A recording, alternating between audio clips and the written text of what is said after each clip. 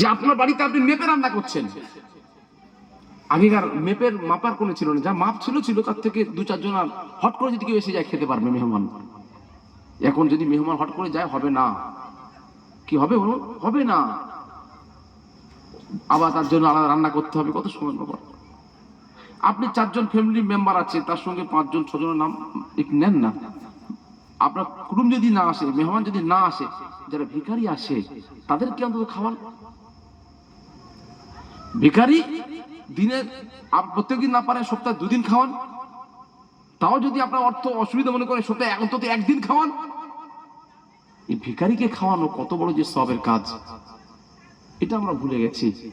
1 টাকা 2 টাকা দিচ্ছি, চাল দিচ্ছি, ছেড়ে দিচ্ছি না, খাওয়ান, গরিবকে খাইয়ে দেন। এই চাল দেওয়ার থেকে, পয়সা দেওয়ার থেকে বেশি নেকি পাবেন আপনি। সে সারাদিন পাড়া করছে, ঘুরে বেড়াচ্ছে, দুটো খাওয়া তো তার ইচ্ছা হয়। তা আপনি কেন বরাদ্দ করলেন না, আমি সপ্তাহে 1 দিন আমার বাড়িতে ভিখারি খাবেই খাবে? এই সিস্টেমটা কেন আপনার রাখলেন না আপনি? বাবাজি আমার, আব্বা জানেনা, নওজোয়ান তরুণ যুবক ভাইয়েরা, মা ও বড়রা কান্তি খানা করে সুদূর আমার নবী আমার ইরশাদ করলেন, শবে বরাতে দিনেতে, লাইলাতুন নিসফু মিন শাবানের রাতেতে, যেটা আমরা গতকালের আগের দিন আমরা করে চলে এসেছি বাবাজি আমার রবিবার দিন। আজকে তো মঙ্গলবার, রবিবার দিন আমরা রাতের বেলাতে রাত জেগে ইবাদত করেছি। আমার নবী বললেন 5 জন ব্যক্তির আমি আল্লাহ মিন জামিই খালকিহি, আল্লাহ রাব্বুল আলামিন तमाम সৃষ্টিকুলকে সকলকে ক্ষমা করবেন, কিন্তু 5 শ্রেণীর 5 দল লোকেরকে, 5 দল মানুষের গুনাহ মাফ করবেন না। তার মধ্যে একজন হলো সিরায়ে রহমি, তার মধ্যে একজন হলো আত্মীয় বন্ধন করে এমন ব্যক্তি যা থাকবে ভাই ভাইয়ের সঙ্গে সম্পর্ক রাখে না, আত্মীয় স্বজনের সঙ্গে লেনদেন রাখে না, মুআশারাত রাখে না। ওই ব্যক্তি ওই শবে বরাতের রাতে যতই কান্না করুক না কেন, আমি রাসূলুল্লাহ জানিয়ে দিলাম, আল্লাহ ওর দোয়াকে কবুল করবে না। আল্লাহ ওর দোয়া কবুল করবে না। তাহলে বলুন, ইবাদত কবুল হওয়ার জন্য পূর্ব শর্ত হলো তোমার সম্পর্ক ঠিক রাখতে হবে। এত সহজ নয় ইসলাম, এত সহজ ফের আবার কঠিন। যদি আপনি না মানতে পারেন আপনার জন্য খুবই কঠিন, যদি আপনি মেনে নেন আপনার জন্য অতি সহজ। বাবাজি আমার, আব্বা জানেনা, চলে আসুন, দেরি করবেন না। আমি জানি আপনাদের গত রাত্রে সারা রাত জাগতে হয়েছে, আজকে সারা রাত জাগতে হবে না। বাবাজি আমার 11:30টার মধ্যে শেষ হয়ে যাবে। আপনার চলে আসুন, আখিরি মোনাজাত নিয়ে যাবেন। এটা আমাদের জন্য একটা বড় সুযোগ। আজকের এখানে হবে, কালকের ওখানে হবে। এই জান্নাতি পরিবেশে বসাটা এটা মস্ত বড় নিয়ামত। আপনার জীবনে যদি এটা শেষ বসা হয়, আপনি নিশ্চিত থাকবেন আপনার ঠিকানা জান্নাতে হবে। কেননা আমার নবী আমার জানিয়ে দিলেন, যে ব্যক্তি ইন্নামাল আমালু বিল খাওয়াতিম, যার শেষ ভালো তার সব ভালো। আমরা যদি আখিরি মোনাজাত করে গেলাম, ঘুমিয়ে পড়েছি, ঘুম থেকে যদি ফজরের নামাজে উঠি তাহলে আমরা ঘুমিয়েছিলাম, যদি না উঠতে পারি আমরা কি হলাম? মৃত্যুবরণ করলাম। এই জন্য হাদিস পাকের মধ্যে এসেছে, আন্নাউমু নিসফুল মউত, মৃত্যু হলো, নিদ্রা হলো অর্ধেক মৃত্যু। বাবাজি আমার, তাহলে যদি আপনার মালাকুল মউত, বাবাজি আমার, আল্লাহ রাব্বুল আলামিন শবে বরাতের রাতেতে মালাকুল মউতের কাছে 1 বছরের বাজেট পেশ করেছেন, 1 বছরের নামের তালিকাটা পাঠিয়ে দিয়েছেন। অমুক এলাকাতে অমুক ব্যক্তি এই দিনে মারা যাবে, অমুক এলাকাতে এতটার সময় অমুক জন মারা যাবে। এই যে নামের লিস্ট চলে গেল, তার মধ্যে যদি আমি আব্দুল কাদের আমার নামের লিস্টটা থাকে, তাহলে আমি ওয়াজ করছি, দিব্যি মনে করে ওয়াজ করছি, কিন্তু মালাকুল মউত রেডি আছে, ওয়াজ শেষ হবে আর ইন্তেকাল হয়ে যাবে, অথচ আমি জানি না। আমি জানি মালাকুল মউত রেডি। আপনারা বসে আছেন, সকালে উঠে খবর পাবেন যে অমুকজন মারা গেছে, সিদ্ধারপুরে অমুকজন মারা গেছে। তাহলে আমি আপনি যে বসে আছি এটা অস্বাভাবিক। এটা কি অস্বাভাবিক? মৃত্যুর খবর আসবে, মসজিদে ঘোষণা হবে আব্দুল কাদের নাই, হাজী আবু বকর সাহেব ইন্তেকাল করেছেন। এই শব্দটা মানুষের কানে পৌঁছাবে, এটা স্বাভাবিক কি তাই না? এটা স্বাভাবিক। কি নিয়ে বাবাজি আমার আল্লাহর কাছে দাঁড়াবেন, আল্লাহর কাছে দাঁড়াবেন, প্রস্তুতি নেন, প্রস্তুতি নেন। আল্লাহর কাছে চোখের পানি ফেলুন, চোখের পানি ফেলুন। যেমন শবে বরাতের রাতে আপনারা চোখের পানি ফেলেছিলেন, শবে বরাতের রাতটা আল্লাহ কেন দিলেন? আমার নবীর কাকুতি মিনতির জন্য। আল্লাহ গো আমার উম্মতের নাজাতের জন্য। আল্লাহ গো আপনি এমন একটা রাত দিন যে রাতে তারা ইবাদত করবে। আল্লাহ গো নিজেদের জীবনের গুনাহ মাফ চেয়ে নেবে। আল্লাহ রমজান মাসের পূর্ব প্রস্তুতির রাত হলো শবে বরাতের রাত। বাবাজি আমার শবে বরাতে রোজা রাখতে হবে 1 মাস লাগাতার, 1 মাস রোজা রাখতে হবে। হট করে যদি আপনি প্রথম রমজানে রোজা রাখেন কষ্ট মনে করবেন, এত কষ্ট হবে মনে করবেন যে দ্বিতীয় দিন করব না। আল্লাহ পাক কি করলেন? সুযোগ দিলেন বান্দারে রমজান মাসের পূর্বেতে লাইলাতুন নিসফু মিন শাবান উপলক্ষে 3টে রোজা অন্তত করো। রোজা করলে কি হবে? তোমাদের রোজার কষ্টটা তোমাদের সয়ে যাবে। কি যাবে না? 3টে রোজা রাখলে রোজার যে একটা কষ্ট আমাদের মধ্যে হ্যাবিট চলে আসবে। রমজান মাসে রোজা রাখতে গেলে কষ্ট হবে না। রমজান মাসে অনেক নামাজ পড়তে হয়। 20 রাকাত তারাবিহ, 17 রাকাত বাবাজি আমার 17 রাকাত হলো ইশার নামাজ। তারপরে আবার তাহাজ্জুদের নামাজ আছে। কত ইবাদত করতে হয় রমজান মাসে, কম ঘুমানো যায়? তাহলে বলুন তো, হট করে যদি আপনি প্রথমবারে অত ইবাদত করেন, হাঁটু ব্যথা হবে, কত না কষ্ট মনে হবে। এই মনেটা যাতে না হয়, আল্লাহ উম্মতে মুহাম্মাদির জন্য শবে বরাতের রাত দিলেন, লাইলাতুন নিসফু মিন শাবান দিয়ে দিলেন। বান্দারে যাও, চলে যাও, চলে যাও। ওই রাতের বেলা তোমরা ইবাদত করে রমজানের প্রস্তুতি নিয়ে নাও। রমজানের জন্য আমি আল্লাহ আমার কাছে ক্ষমা চাও, আমি আল্লাহ ক্ষমা চাও। কেননা আমি আল্লাহ গুরুবিশ শামসি ইলা সামাইদ দুনিয়া, আমি আল্লাহ সূর্য যখন ডুবে যায়, সূর্য ডুবে যাওয়ার সাথে সাথে আমি আল্লাহ চলে আসি কোথায়? ইলা সামাইদ দুনিয়া, প্রথম আসমানে চলে এসে বান্দাকে ডাক দি, আলামান মুস্তাগফিরিন, বান্দারে কেমন আছো, কেমন আছো? আমি আল্লাহ আমার কাছে জীবনের গুনার জন্য মাফ চাও। আমি আল্লাহ ফাগফির লাহু, আমি আল্লাহ ওই সমস্ত বান্দার জীবনের গুনাহ মাফ করে দিই। জোরে জোরে বল সুবহানাল্লাহ, আরো জোরে নারে তাকবীর। সেই রাতটা আমাদের থেকে বিদায় নিয়েছে। ওই রাতে আমরা অনেকে ইবাদত করেছি, আবার অনেকে ঘুমিয়ে ঘুমিয়ে কাটিয়েছি। এরকম মানুষ আছে না? তবে আপনাদের সিদ্ধারপুরের মানুষরা ভালো, প্রত্যেকেই রাত জেগে জেগে কাটিয়ে দিয়েছে, কেউ ঘুমায়নি। কি বলছেন ভাই?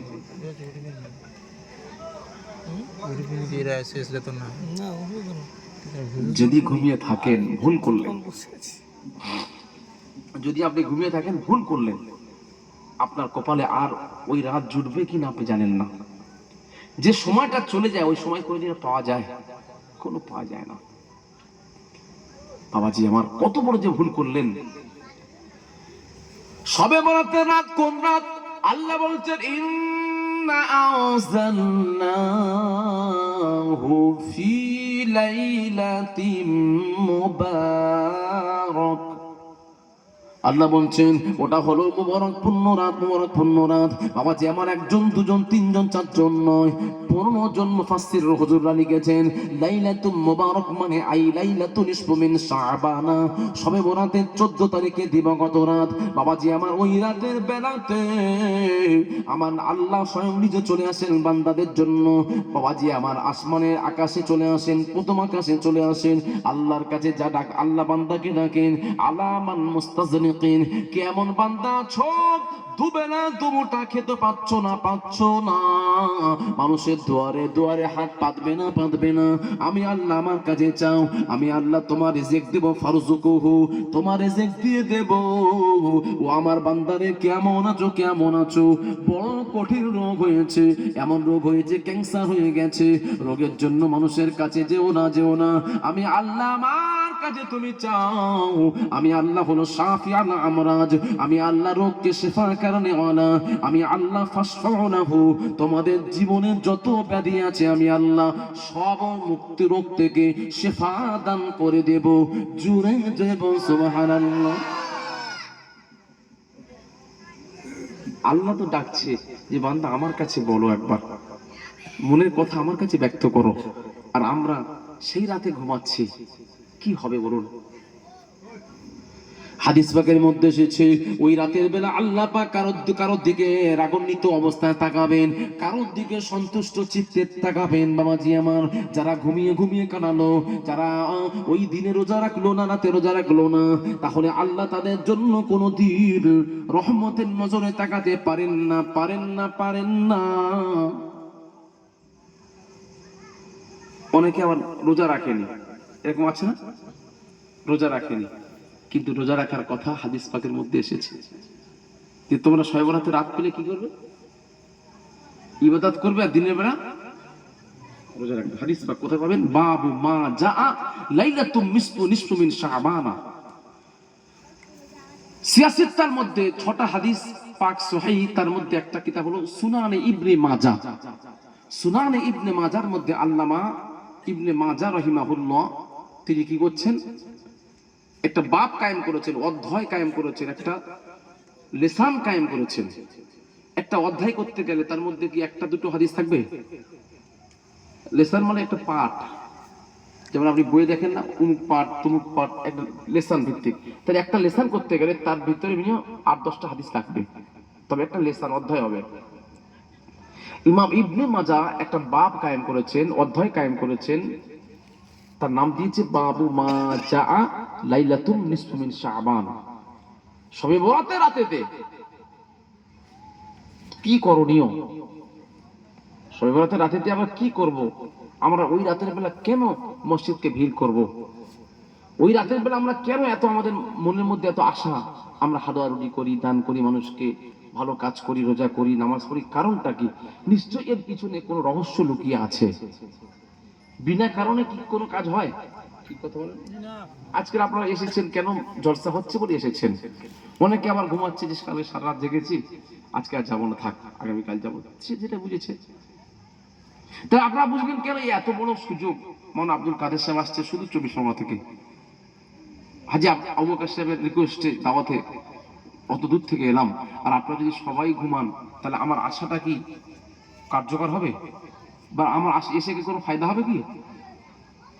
অত দূর থেকে আমি এলাম মুসাফির অবস্থায়, আপনাদের কাছে যদি দুটো হাদিস কোরআনের কথা না শোনাতে পারি, তাহলে আমার আশাতে কোনো লাভ ছিল না। বাবাজি আমার, আব্বা জানেন, আমার নবী জানিয়ে দিলেন ইযা কানা লাইলাতুন নিসফু মিন শাবান। আমার নবী জানাচ্ছেন যখন তোমরা লাইলাতুন নিসফু মিন শাবান পাবে, শবে বরাতের রাত পাবে, শবে বরাতের রাত পাবে। অনেক বাবাজি আমার ইউটিউব মলবি দেখবেন, ইউটিউব খুললে পেয়ে যাবেন, বলবে শবে বরাত করা কোনো লাভ নেই, শবে বরাতের নামাজও নাই, রোজাও নাই, শবে বরাতের নামাজ নাই, রোজা নাই, শবে বরাতের নামাজ না পড়ে যদি সে খারাপ কাজ করে তাহলে ভালো কাজ করলো, বলেছে না? এত স্ল্যাং ল্যাঙ্গুয়েজ ব্যবহার করেছে, আমি সেটা আপনাকে বলতে খারাপ লাগছে। যেটা আলেম না কি, ও তার ভাষা যদি কোনো না মার্জিত থাকে, যে জবানকে কন্ট্রোল করতে পারলো না, তার কি হবে? কোথায় সঙ্গে কোথায় তুলনা করলো। ওর জন্য ডক্টর কাফিল উদ্দিন সরকার সালেহী, যিনি বাংলাদেশ ইসলামী ফাউন্ডেশনের গভর্নর, ওনাকে আমি দাওয়াত করে বসিরহাট মাওলানাবাগে দাওয়াত করে দিয়েছি। ওনাকে নিয়ে আমি ফুরফুরা দরবারে গেছি। তিনি একবার ফুরফুরা যাননি। তিনি হচ্ছে আপনার প্রিন্সিপাল ছিলেন মুজাদ্দিদ জামাত তাহসিল খলিফা বাংলাদেশের আল্লামা নিসার উদ্দিন সরসিনা। জালাল মাদ্রাসাতে সর্বপ্রথম ছাত্র হলো আল্লামা দিলওয়ার হোসেন সাঈদী। আল্লামা দিলওয়ার হোসেন সাঈদী জালাল মাদ্রাসার প্রথম ছাত্র, প্রথম দাওরায়ে হাদিস কামিল কমপ্লিট করেছে ওখান থেকে। এত বিশাল মাদ্রাসা, আপনি না গেলে বুঝবেন না যে কি নিয়ামত। ফুরফুরা সিলসিলা কাকেই বলে, ওখানে গেলে বুঝবেন। কেউ চেরা জামা নেই, কেউ কলার জামা পরে না, সব বিনা কলার, এক জামা, এক বোতামের জামা, এক বোতামের জামা মুজাদ্দিদ জামান পরেছিলেন, এক বোতামের জামা পরা সুন্নাত। তারা সব এক বোতামের জামা। আর তারা বাকায়দা নামাজ তো পড়বে 5 ওয়াক্ত, তার সাথে সাথে আওয়াবিন নামাজ একদম ফরজের মতো করে নিয়েছে। মাগরিবের পরে 6 রাকাত আওয়াবিন নামাজ, যেটা হুজুর কেবলা বারবার পড়েন এবং বলেন, ফতাবা হুজুর কেবলা বলেন না যে বাবা তোমরা আওয়াবিন নামাজ কাজা করবে না। হুজুর কেবলা তো আওয়াবিন নামাজ কাজাই নেই, যেগুলোর সঙ্গে তুলনা হয় না। কোনো নামাজ কাজে নেই আমার নফল থেকে আপনি আসরের সুন্নত নামাজ বলুন, ইশার সুন্নত নামাজ বলুন, কাজে নেই। সব আল্লাহ ওলি মানুষ, জিন্দা ওলি বাবা। তাদের সোহবতে গিয়ে আমাদের তো শিখতে হবে, নিতে হবে তো আমাদের। আমরা কাছের মানুষ, আপনার নন্দকুমার মানুষ, প্রতাপপুর থেকে কত কাছে ডিস্টেন্স। এই সুযোগগুলো যদি আপনারা না নেন, কে চলে গেলে নেবেন? হুজুর কেবল হারিয়ে গেলে যে কি জিনিস আপনারা হারাবেন তখন বুঝবেন যে কি নিয়ামত আপনারা হারাচ্ছেন।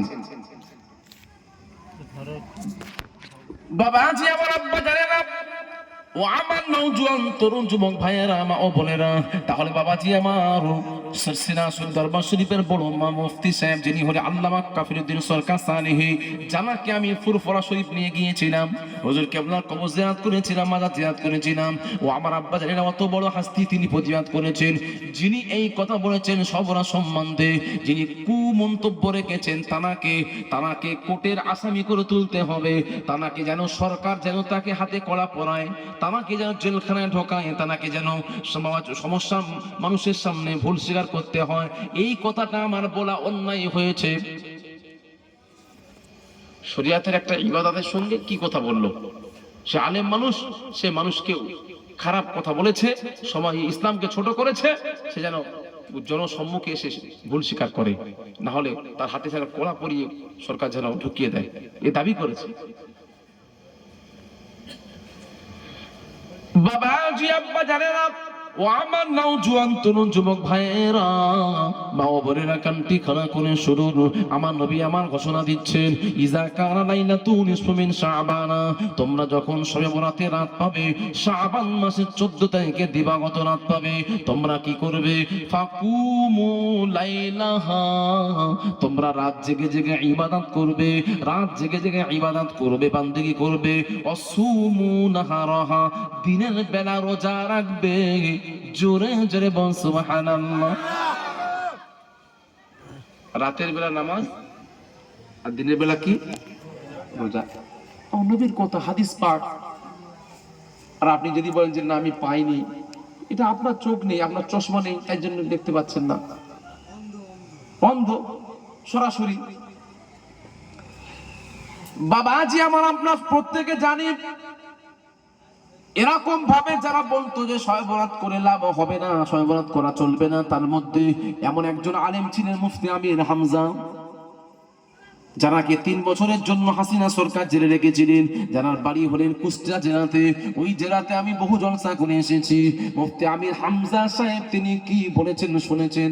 গত 1 সপ্তাহ আগের কথা, তিনি জেলখানাতে বেরিয়ে এসে ওয়াজের মাহফিলে বলেছেন, আমি আমির হামজা এতদিন বলেছিলাম শবে বরাত বলতে কিছু নাই, লাইলাতুন নিসফু মিন শাবান বলতে কোরআন কিছু নাই, কিছু নাই, কিছু নাই, ইবাদত করা যাবে না, যাবে না, যাবে না।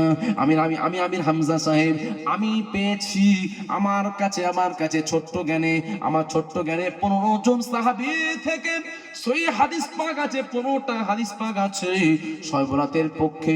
শবে বরাতে ইবাদত করতে আপনারা যাবেন, সকলকে নিয়ে যাবেন, ইবাদত করবেন।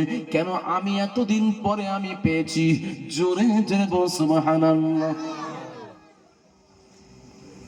এতদিন বলেছিল আমি পাইনি, মানুষকে নিষেধ করছো, এদিন পরে পেয়েছে। সে পরে হলেও তো পেয়েছে, কিছু কি এমন না, দেরিতে হলেও তো পেয়েছে, এটা আমাদের জন্য খোঁজ নসিব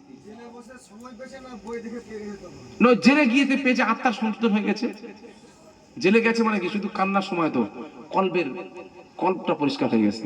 আর কলবের ময়লা থাকলে তো দেখতে পাবে না, চোখের সামনে ভাসবে কিন্তু আল্লাহ পাক দেবে না। ওটা শরীয়তের কোনো জ্ঞান নয়, ওটা আল্লাহর তরফ থেকে জ্ঞান এসেছে বলে সে পেয়েছে। এতদিন পায়নি, সে তো হাফেজ মাওলানা মুফতি, কত বড় আলেম বলে খ্যাতি, কোরআন তাফসীর করে, সে এতদিন পেল না। জেলখানাতে বসে আল্লাহর দরবারে তো কি জেলখানা কি আছে, দুনিয়ার কোনো কাজ আছে? জেলে বসেছে, ইবাদত করেছে, আল্লাহকে চোখের পানি ফেলেছে, আল্লাহ তার চোখের মধ্যে ধরিয়ে দিয়েছে যে সব রাত তুমি এতদিন নিষেধ করছিলে, ওটা তুমি ভালো করে দেখো। তার কি মনে হলো, সবরাতের চ্যাপ্টারটা খুলেছে, দেখলো যে না সবরাত আছে, এটা আল্লাহর তরফ থেকে পেয়ে গেছে সে। আল্লাহর ওলিরা যেগুলো পায়, আল্লাহর ওলিদের নজরে যেগুলো পড়ে, আমাদের নজরে সেগুলো পড়বে? আল্লাহর ওলিদের চিন্তা চেতনা, আল্লাহ ওলিদের নজর আর আমাদের নজর দুটোকে কখনো এক করবেন না। আমাদের বুদ্ধি, আমাদের মাপকাঠি সীমারেখা তাদের অনেক প্রশস্ত। আমরা যেটা ভাববো কালকে তারা 1 বছর আগে ভেবে রেখেছে। তাদের সঙ্গে তুলনা করবেন না। ও আমার আব্বা জানেনা, যারা এই মাসে যারা এই শবে বরাতের রাতে ইবাদত করতে পেরেছেন তাদের জন্য খোশ নসিব। যারা ইবাদত করতে পারেন নাই, এখন থেকে আল্লাহর কাছে তওবা করুন। আল্লাহ গো, জীবনে বহু পাপ করেছি, ভুল করেছি, আর করব না। আল্লাহ গো, শবে বরাতের রাত তো পেয়েছি আমার নবীর ওসিলায়, আমার নবী উম্মতের জন্য। আল্লাহর কাছে বললেন, আল্লাহ গো আমার উম্মতের জন্য আপনি এমন একটা মাস দেবেন, আল্লাহ গো, যেই মাসের ওসিলায় আমার গুনাহগার উম্মতিরা যেন বেগুনাহ হয়ে যায়, মাসুম হয়ে যায়। আল্লাহ বলল, হাবিব রে, হাবিব, আমি আল্লাহ ওয়াদা করেছি, আপনি যাতে রাজি আমি আল্লাহ তাতে রাজি। হাবিব রে, আপনি যখন উম্মতের মায়া এত কান্না কেঁদেছেন, উম্মতের জন্য আমি আল্লাহ আমার কাছে এত আরজু করছেন, চলে যান, আমি আল্লাহ আপনার উম্মতের জন্য এমন একটা মাস দিলাম, যে মাসটা মাগফিরাতের মাস, যে মাসটা নাজাতের মাস, যে মাসটা রহমতের মাস। ও আমার আব্বা জানে না সেই মাসের নামটা কি? বলেন। উম্মতের জন্য আল্লাহর কাছ থেকে আমার নবী যে মাসটা রেজিস্ট্রি করে রেখেছেন, জাল্লা আমার উম্মতের নাজাতের জন্য আমি কিছু চাই না, আমার উম্মত যেন নাজাত পেয়ে যায়, এর একটা তো ওসিলা বানাতে হবে। তার জন্য একটা মাস আপনি দেন। সেটা কি মাস? যে শাবান মাস। চাচা কি বলছেন?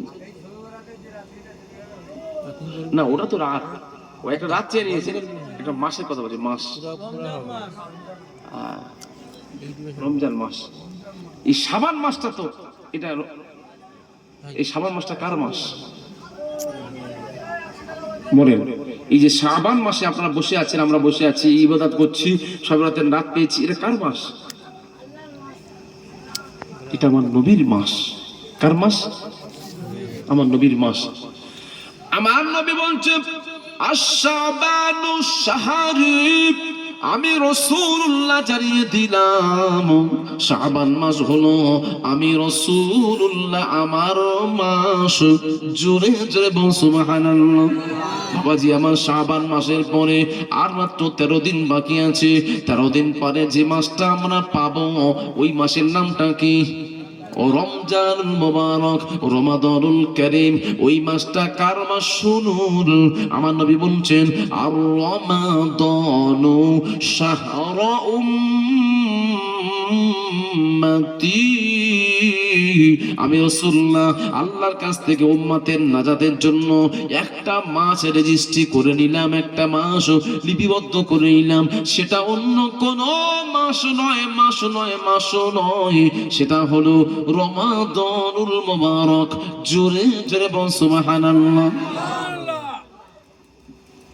তাহলে রমজান মাসটা কাদের মাস? উম্মতের মাস, আমাদের মাস। আমার গাড়ি আমি যত্ন নেব কিনা সে আমার ব্যাপার, আমার ঘর আমি রং করব কিনা আমার ব্যাপার। তাহলে আমার জিনিসের একটা দরদ বেশি না পরের জিনিসের দরদ বেশি? আমার জিনিসের। এই জন্য আমার আপনার দরদ বেশি হওয়ার জন্য আল্লাহ পাক কি করলেন? দিয়ে দিলেন একটা মাস, রমজান মাস। আমার নবীর দিকে তাকিয়ে, যে তুমি রোজা করবে কি করবে না তোমার ব্যাপার, তোমার জিনিস।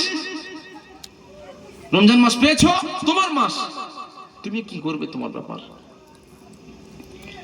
নিজের জিনিস পাওয়ার পরেও যদিও তুমি রোজা না করো, তাহলে আল্লাহর কাছে তোমাকে জবাবদিহি করতে হবে। ও আমার আব্বা জানেরা, খবরদার, রমজান মাসে রোজা কাজা করবেন না। রমজান মাসের একটা রোজা রাখলে কি হবে? আপনার জীবনের গুনাহ মাফ হয়ে যাবে। রমজান মাসে রোজা রাখলে কি হবে? আল্লাহর কাছাকাছি হয়ে যাবেন। আল্লাহ বললেন, ইয়া আইয়ুহাল্লাযীনা আমানু, আল্লাহ বললেন, ঈমানদার বান্দা বান্দিরা, তোমরা শুনে রেখে দাও, জেনে রেখে দাও, কুতিবা আলাইকুমুস সিয়াম, আমি আল্লাহ তোমাদের জন্য রোজাকে ফরজ করেছি, কামা কুতিবা আলাল্লাযীনা মিন ক্বাবলিকুম, যেমন তোমাদের পূর্ববর্তীদের জন্য রোজা ফরজ করেছিলাম। তবে কিন্তু তাদের সিস্টেমটা সুযোগটা ছিল অন্য সময়, রমজান মাসটা নয়। রমজান মাসটা ফরজ করলাম উম্মতের জন্য, আমার নবীর খাতিরে দিলাম রমজান মাস। আমি আল্লাহ কেন দিলাম? লাআল্লাকুম তাত্তাকুন, যাতে করে তোমরা মুত্তাকি হতে পারো, পরেজগার হতে পারো, আল্লাহর ওলি হতে পারো, নিজের জীবনের গুনাহ মাফ করে নিতে পারো। এই সুযোগটার জন্য আমি আল্লাহ আমার নবীর খাতিরে যে মাসটা দিলাম, সেই মাসটা হলো রমজানুল মুবারক, রমজান মাস। সুতরাং তোমরা রমজান মাসটাকে হেলায় কাটাবে না, রমজান মাসে রোজা কেউ কাজা করবে না, করবে না। আমার নবী জানিয়ে দিয়ে, কেউ যদি রমজান মাসে রোজাকে ইচ্ছাকৃতভাবে কাজা করে, একটা রোজা যদি না রাখে, তার জন্য তার পানিশমেন্ট হলো একটা রোজার পরিবর্তে 7টা রোজা রাখতে হবে। 2 মাস রোজা রাখতে হবে লাগাতার। আপনি 1 মাস রোজা রাখতে পারছেন না, আবার একটা রোজা রাখতে পারলেন না, 7টা রোজা কেমন করে আপনি রাখবেন?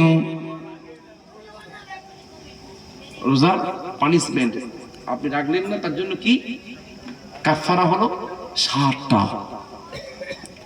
যদি আপনার 59টায় গিয়ে শরীর অসুস্থ হয়ে যায়, 2 মাস রেখেছেন, 59টা গিয়ে অসুস্থ হয়ে পড়েছেন, একটা রাখতে পাচ্ছেন না, আল্লাহ শুনবে না। আপনাকে আবার পুনরায় 1টা 2টো 3টে করে গুনতে হবে। এটা কি আমাদের জন্য সম্ভব? সম্ভব যদি না হয়, তাহলে কোন কিসের স্বার্থে তারা রোজা না রেখে দিব্যি ঘরে? তারা কি লক্ষ্য করেছে, কি চিন্তা ভাবনা তাদের মাথায় আছে? রমজান মাসে দিব্যি চা দোকান খোলা, রমজান মাসে দিব্যি গুটকা দোকান খোলা, দিব্যি খেয়ে যাচ্ছে, তার লজ্জা শরম কিছু নেই, দিনে বেড়া খাচ্ছে। এরকম ব্যক্তি আছে কিনা বলুন? তবে আপনাদের মেদিনীপুরের লোক, বিশেষ করে সিদ্ধারপুরের লোকেরা অতি ভালো, নওজোয়ান ছেলেরা ভালো, এরা কেউ রমজান মাসে গুটকা খায় না, হ্যাঁ, রমজান মাসে রোজা কেউ কাজাও করে না। আমাদের 24 পরগনার কথা বলছি, যে তারা এত বেহায়া। জি, ও এদিকেও আছে, এটা বাড়াবাড়ি হয়ে গেল, বলে এদিকে বেশি নাকি বলছে। খবরদার বাবাজি, আমার হাতে ধরে বলে গেলাম, জানি না আল্লাহ পাক কখন ডেকে নেবে, কখন আপনার ডাক এসে যাবে আপনি জানেন না। সুতরাং রমজান মাস একটা আল্লাহর নৈকট্য অর্জন করার মাস। খবরদার, কষ্ট হলেও রোজা রাখুন। যদি জিজ্ঞাসা করে এই তুই কেন রোজা রাখলি, বলে হুজুর বলবেন না, এত গ্যাসের বেদনা হচ্ছে, পেট জ্বলছে, মুখ জ্বালা করছে, হ্যাঁ, পায়খানা হয়েছে, বমি হয়েছে, বিভিন্ন অজুহাত। মানুষের সামনে থেকে পাশ কাটানোর জন্য অজুহাত দেখাচ্ছেন, তাহলে আল্লাহর সামনে আপনাকে দাঁড়াতে হবে, আল্লাহর সামনে আপনাকে দাঁড়াতে হবে না? তাহলে আপনি সেদিনে কি বলবেন? আপনি যে আল্লাহ আমার অমুক হয়েছে, তমুক হয়েছিল, মিথ্যা কথা ওখানেও। বাবাজি আমার, আব্বা জানেনা, নওজোয়ান তরুণ যুবক ভাইয়েরা, মা ও বোনেরা, কান্তি খানা কোনো শুরুর রমজান মাসে রোজা কাজা করবেন না। তাহাজ্জুদ নামাজ পড়বেন, দান খায়রাত করবেন। বাবাজি আমার, রমজান মাসে এক রাকাত ফরজ নামাজ মানে অন্য মাসে এই মাসের মতো আরো 11টা মাসে 70টা ফরজ ইবাদতের সমতুল্য। ওই মাসে নফল ইবাদত 1 রাকাত নামাজ পড়বেন, অন্য মাসে একটা ফরজ 1 রাকাত নামাজের সমতুল্য।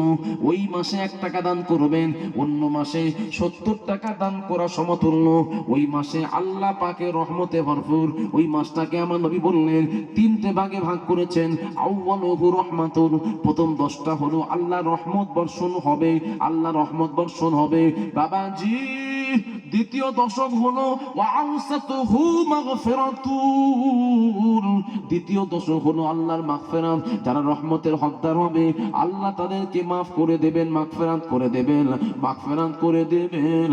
যারা মাগফিরাত হয়ে যাবে, মাফ করনে ওয়ালা হবে, যাদের মাফ হয়ে যাবে, আমার নবী বললেন ওয়া আখিরুহু ইতকুম মিনান নার, আমি রাসূলুল্লাহ জানিয়ে দিলাম আল্লাহ তাদের জন্য জাহান্নামের আগুনকে হারাম করে দেবেন। জোরে বলুন না সুবহানাল্লাহ। ও আমার বাবাজিরা, আমরা কি কেউ চাই না যে আল্লাহ আমাদের জন্য জাহান্নামের আগুন হারাম করে দিক? আমরা কি চাই না? যদি চান হাতে ধরে বলি বাবাজি আমার, আপনারা এত টাকা খরচা করেছেন, আপনারা কে কিসের স্বার্থে? পিতা মাতা যারা চলে গেছেন তাদের আত্মার শান্তির জন্য আপনারা ইসালে সব দিয়েছেন, আপনারা নেকি পাবেন বলে দিয়েছেন, আপনাদের গ্রাম থেকে বালা মুসিবত দূর হবে বলে দিয়েছেন। এই যদি আপনাদের ভালো নিয়ত আছে বলে তো আজকে এত টাকা খরচা করছেন, তাহলে বাবাজি আমার এত টাকা খরচা করেছেন, আল্লাহকে রাজি করিয়েছেন, ফরজ 1 মাসে রোজা করা ফরজ, ওই ফরজ রোজা না রেখে আপনারা কেমন করে থাকবেন? এটা থাকবেন না, থাকবেন না। আজকের আমার হাতে আমার সঙ্গে আপনারা হাত তুলে দেখান, বলুন হুজুর আমরা প্রত্যেকেই 1 মাসে রোজা রাখতে চাই। কারা কারা 1 মাসে রোজা রাখবেন? আমার সঙ্গে হাত তুলে আল্লাহকে সাক্ষী রেখে দেখান। নারে তাকবীর, নারে তাকবীর। আল কোরআনের আলো, আল হাদিসের আলো, নারে তাকবীর। মাশাআল্লাহ মাশাআল্লাহ। নামান আল্লাহ দেখতে পাচ্ছে, আমরা যে হাত তুলেছি কে দেখলো? আল্লাহ দেখলো। তাহলে আল্লাহকে আপনারা সাক্ষী রাখলেন যে আল্লাহ আমার রোজা রাখবো, তারপরেও যদি রমজান মাসে গুটখা খান কি হবে? জিভ কেড়ে ফেলে দেবে। খবরদার, আল্লাহর সঙ্গে ওয়াদাবদ্ধ হয়েছেন, আল্লাহর সঙ্গে ওয়াদা করেছেন। আউফু বিল আহদি ইন্নাল আহদা কানা মাসউলা। আল্লাহ বলছেন যারা ওয়াদা করে ওয়াদা রাখে না, আমি আল্লাহ তাদেরকে প্রশ্ন করব তোমরা কেন ওয়াদা খেলাপ করলে, বলো তোমরা কথা দিয়ে কথা কেন রাখলে না, বলো সেই দিন কি বলবেন? এই মাইক ম্যান আছে এখানে ভাই, একটু মাইক ম্যান চলে আসবেন তো। দরুদ শরীফ আল্লাহুম্মা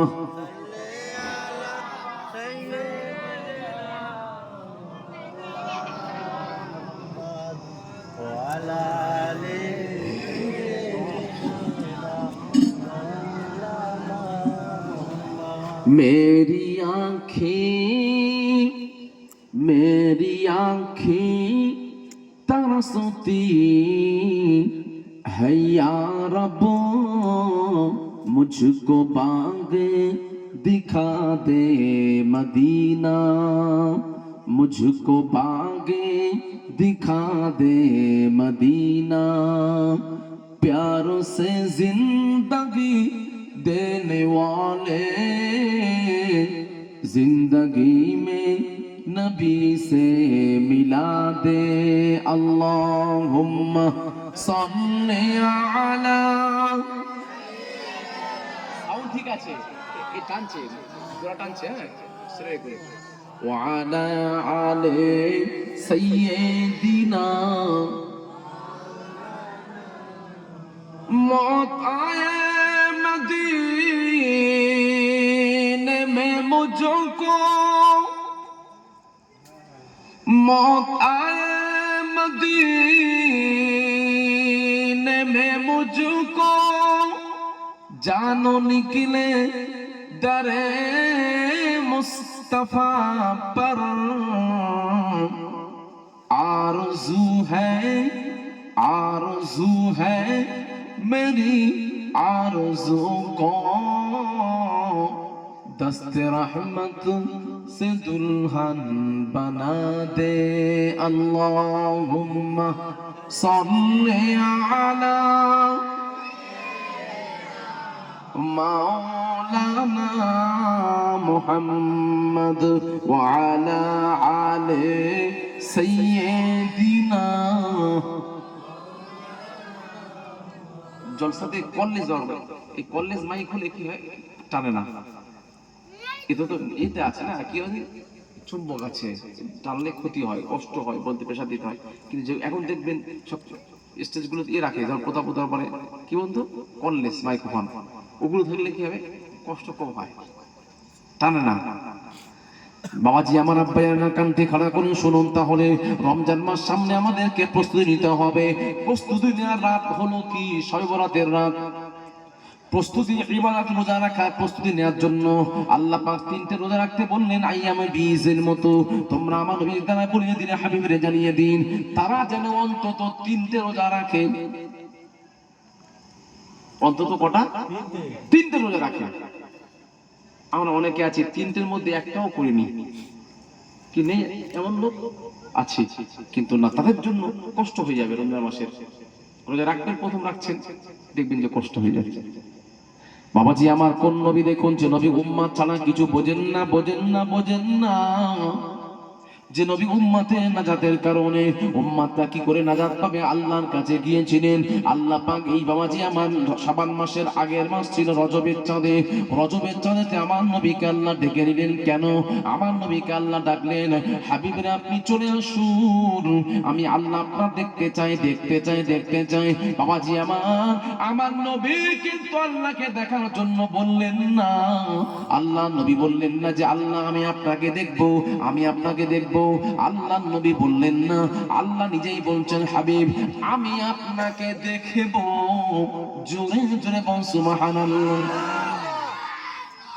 মুসা নবী আল্লাহকে বলছে রব্বি আরনি আনজুর ইলাইক, আল্লাহ গো আমি আপনাকে দেখবো। আল্লাহ বলছে লান তারানি, হে মুসা খবরদার তুমি আমাকে দেখতে পাবে না, পাবে না, পাবে না, পাবে না। আল্লাহ গো আমি আপনাকে দেখবো, কেননা আপনি আমাকে বলেছেন ওয়া কাল্লামাল্লাহু মুসা তাকলিমা। আল্লাহ গো আপনি আমাকে মুসা কালিমুল্লাহ লাকাব দিয়েছে।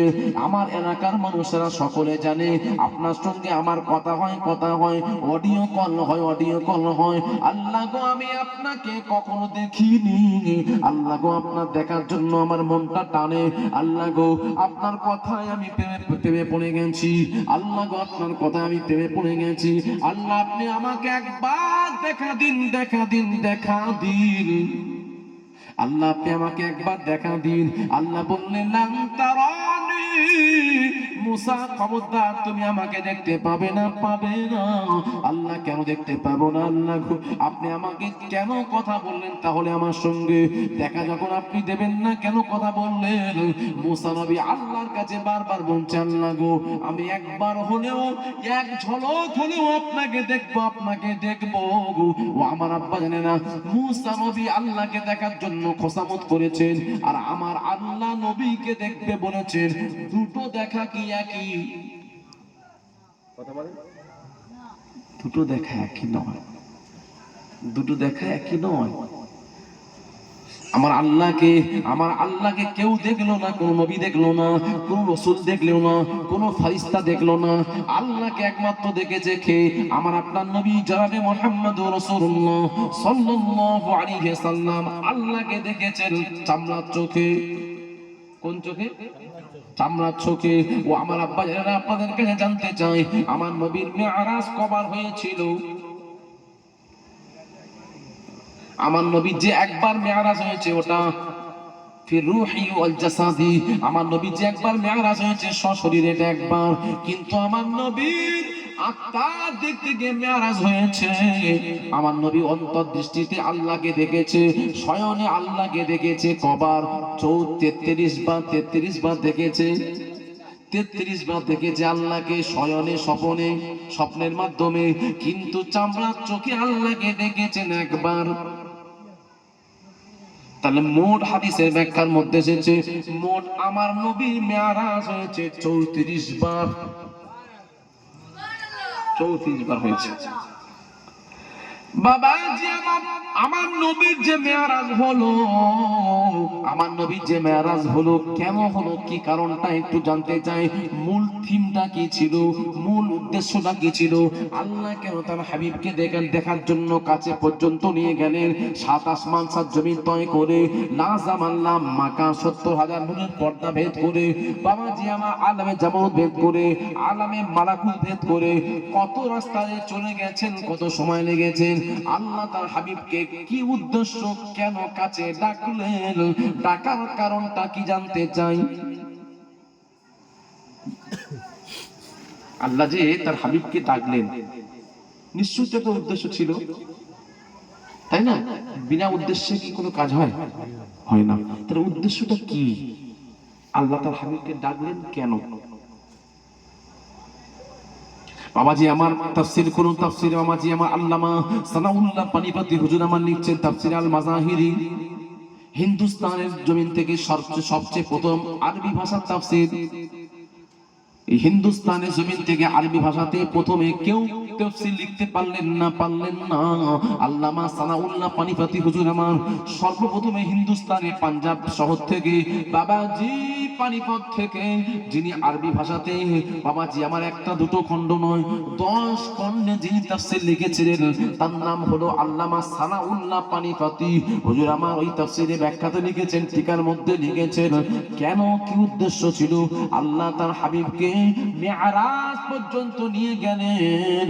এটা আমার নবীর জন্য শ্রেষ্ঠ মুজিজা। কেন নিয়ে গেলেন? আল্লাহ তার হাবিবকে এতটাই ভালোবাসেন, হাবিবকে সান্ত্বনা দেওয়ার জন্য আল্লাহ মিরাজ কোরআনের, জুড়ে বলুন না সুবহানাল্লাহ। কিসের সান্ত্বনা? সান্ত্বনাটা কিসের? সান্ত্বনা তো বিভিন্ন ভাগ আছে, তাই না? বিভিন্ন ক্যাটাগরি আছে।